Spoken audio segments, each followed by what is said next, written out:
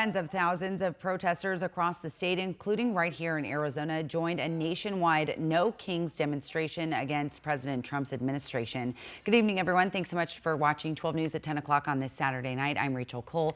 It's the second No Kings protest in recent months, and organizers say this one drew an even bigger crowd than the first back in June. Sky 12 flying over huge gatherings in Tempe, Chandler, Mesa, and Scottsdale, where we had team coverage for you throughout the day. The largest gathering of protesters, though, in the valley was at the state capitol in downtown Phoenix.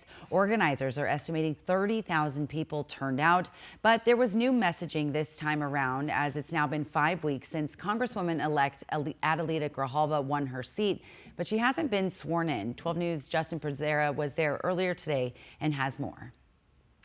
There are a lot of signs with every kind of a message that you can think of against the president. People dressed up in those blow-up costumes like we've been seeing a lot of in Portland. Some people had bullhorns as well. They were just wanting to get their message across. What are you hoping to get across today? I'm hoping there's so many of us everywhere that someone on the other side sees that this is getting scary for them, not us. What do you mean by that?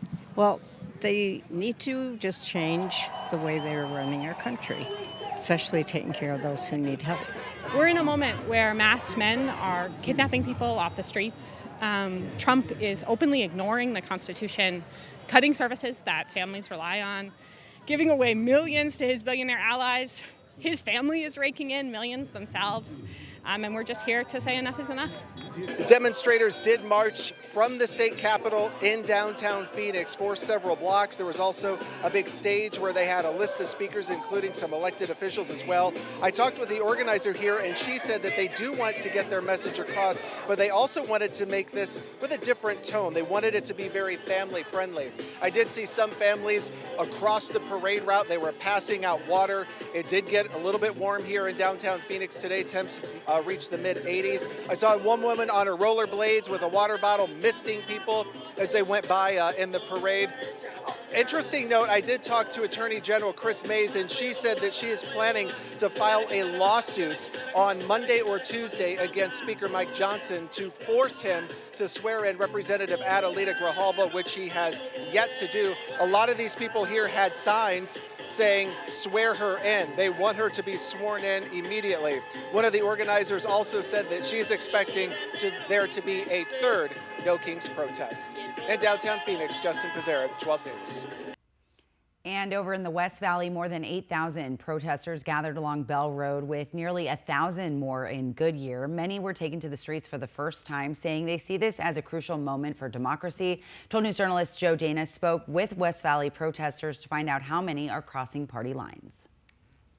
I'm Joe Dana here in the West Valley at the Goodyear site. They had 700 to 1,000 protesters show up. A successful political movement requires newbies and crossovers. An unofficial poll here of 200 people that I just took of protesters in this part of town shows 146 of them are registered Democrats, 40 independents, 9 Republicans, 5 too young to be registered. And here's something that's interesting, though. I asked them, is this your first No Kings protest or protest of the year? Most, 125, said yes. What brought you out now? White nationalism has to stop. Yes, and we need to observe our Constitution.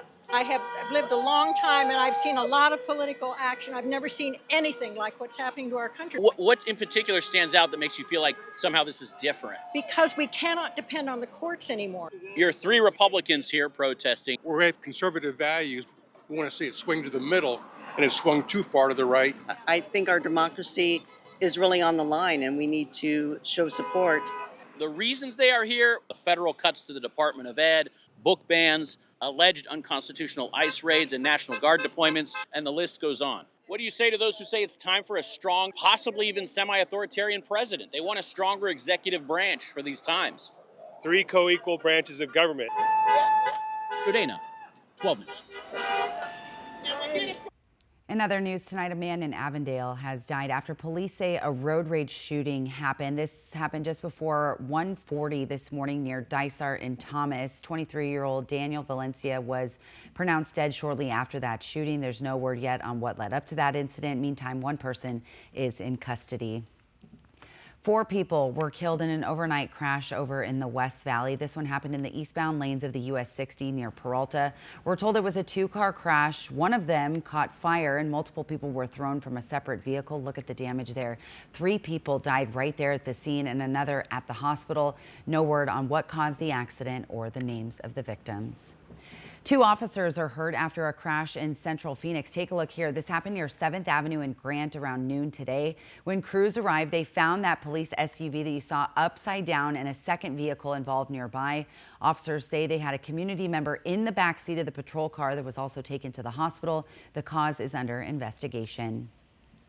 Let's check in now with meteorologist Chris Dunn. A beautiful weekend for plenty of outdoor activities. I know Sun Devil fans enjoyed the early kickoff today. Beautiful weather. Yes, splendid sunshine on this Saturday, and that boosted our temperature up to 86 degrees, which is still 2 degrees below the normal for this date. The record 103. And by the way, I think we're done with the 100s for this year. So 86 today, but we have even warmer days ahead in the forecast. For tomorrow, for example, if you're heading out to the State Fair, one of those many activities going on this weekend, 88, 89. The gates open at noon and even into the evening hours. Temperatures in the 80s, eventually getting to the 70s by 10 o'clock. But you won't have to deal with any rain, unlike last weekend or Monday of this week, when we had that unusual stretch of 5 days in a row with rain here in October. More than 3 inches of rain in Phoenix.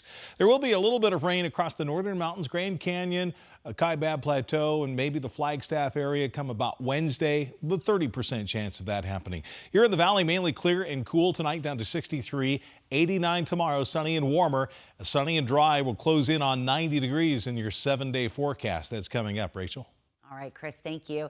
And while much of the valley still works to clean up from the recent rainfall that we've been seeing, the storms and active monsoons have also brought in some unwanted visitors, all of those mosquitoes. The bugs have been a big problem across the county. So 12 News journalist Bianca Bono live for us outside in Phoenix after speaking with a doctor about the problem. Bianca?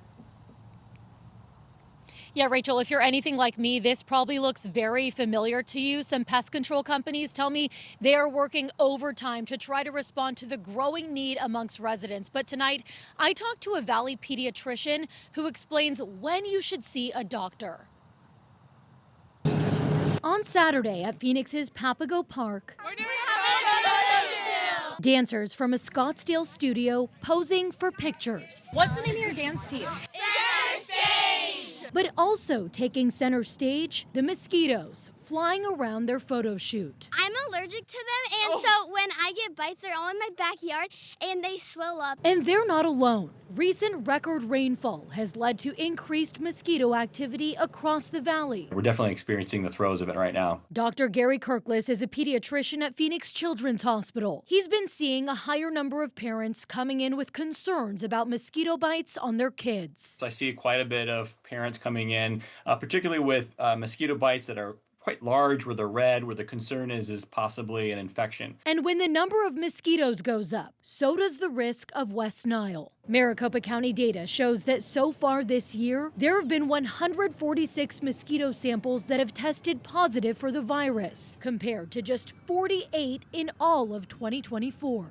But other infections are possible too. Dr. Kirklis says some children have hypersensitive reactions within a couple of hours of getting bit. But it's when a small bite begins to grow in size over the course of a few days that you should see a doctor. The red flags would be is if you know that perhaps you went outdoors 2 or 3 days ago, and those mosquito bites are now getting very angry and red. That would be a sign that perhaps some bacteria got into the broken skin and caused a bacterial infection. He says picaridin and lemongrass oil are good DEET-free prevention options, but says DEET is the gold standard. We've had decades worth of information that it is safe. Fishing around dusk, Che Roderos of Mesa has a front row seat to the mosquitoes. Obviously, when the water goes up, I think, especially after the the floods that have been happening, I think we're gonna get a lot more mosquitoes. While he too is bothered by the pests, he says there is a silver lining to their valley takeover. We enjoy that as fishermen because it's called like a hatch, because now you'll see fish coming up to the top trying to eat the mosquitoes. a silver lining through all of this. Now, I will say that when it comes to treatment, the doctor I spoke with recommends Benadryl cream and also using a cold compress that can help with the swelling. Maricopa County officials are constantly out spraying for mosquitoes all over the county, but if you have a particular concern in your neighborhood, you can actually request that they come out to you. We have posted the link on how you could do that on our website, 12news.com. We're live in Phoenix tonight. Bianca Bono, 12 News. Yeah, I'm sure plenty of viewers tonight going to make that call. Bianca, thank you for the live report. We appreciate it. It's now been 5 days since that destructive microburst tore through Tempe. I'm sure you've seen videos of that. While the city continues cleanup efforts, the American Red Cross is also working closely with city officials to help those impacted. So volunteers gathered at the Century Apartments on Mill Avenue this afternoon, and that was one of the complexes hardest hit by the storm, which forced about 130 people out of their homes. After the storm hit, the Red Cross opened a temporary shelter for displaced residents, but with power, water, and gas still out at the complex, teams are now providing meals and additional support to those people. When the microburst first came through, we opened up a shelter to make sure everyone had a safe place to stay. But now we are focused on feeding, making sure that everyone has a meal and resources that they need. And we're going to move on to the next phase and doing damage assessment and moving from there to see what other resources the residents need. And so in total, they provided 300 meals and snacks to people impacted. If you have been hit by those storms, the Red Cross encourages you to give them a call.